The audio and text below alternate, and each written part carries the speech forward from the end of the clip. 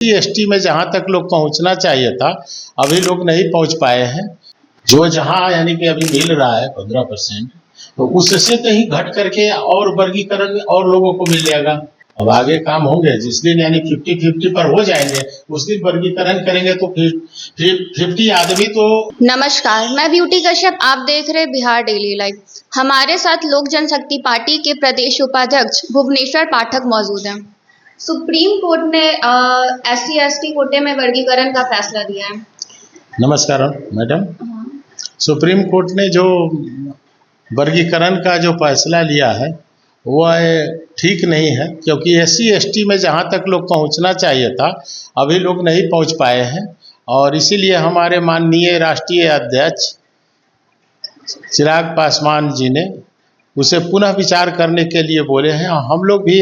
हम लोग का भी यह विचार है कि पुनः विचार करे सुप्रीम कोर्ट, क्योंकि अभी गांव देहात से लेकर के अभी जहां भी जाएंगे तो अभी SC/ST के बहुत से नौजवान जो हैं सब वर्गीकरण हो जाएगा तो फिर SC का उठान नहीं हो पाएगा।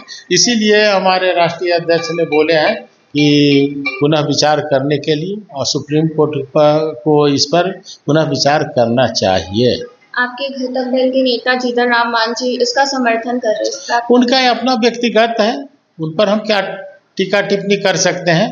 और वो अपना जो वो अभी जो जिस उम्र में वो पहुँचे हुए हैं, नौजवानों का अभी जो है नेता और SC/ST का जो भी नेता है हमारे माननीय राष्ट्रीय अध्यक्ष जी, वो बहुत कुछ सोच समझ करके युवाओं के कल्याण के विषय में सोचते हुए ऐसा पुनः विचार करने के लिए सुप्रीम कोर्ट से आग्रह किया। अगर SC/ST कोटे में वर्गीकरण होता है तो इसका क्या प्रभाव पड़ेगा युवाओं पर? SC/ST में वर्गीकरण होगा तो इससे SC/ST का ही यानी कोटा से घटेंगे ना।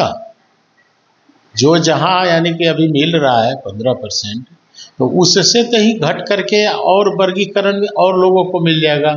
तो SC/ST को जहां तक पहुंचना चाहिए था वो नहीं पहुंच पाया है ना, इसीलिए दिक्कत जाएगी। इसीलिए हमारे माननीय राष्ट्रीय अध्यक्ष जी ने बोले कि इस पर सुप्रीम कोर्ट का पुनः विचार करना चाहिए।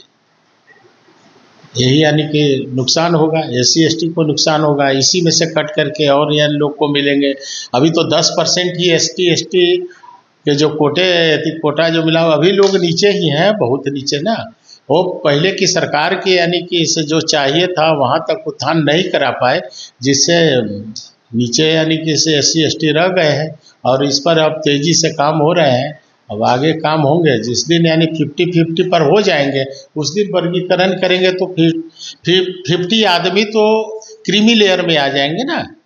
अभी तो 10% ही हैं, इसीलिए नुकसान हो रहा है। इसी कारण से सुप्रीम कोर्ट पर तो कोई हम लोग टीका टिप्पणी कर नहीं सकते हैं, उनसे आग्रह ही कर सकते हैं, और आग्रह ही किया जा रहा है कि इस पर पुनः विचार किया जाए। जीतन राम मांझी जी का बयान देना कि NDA में सब ठीक है, यानी इसका क्या बोलना? ना, जीतन राम मांझी जी जो बोले हैं उनका तो खैर अपना यानी कि यति है, व्यक्तिगत उनका विचार हो सकता है, उनकी सोच अलग है, और उस पर तो हम टीका टिप्पणी जीतन राम मांझी जी पर नहीं कर सकते हैं।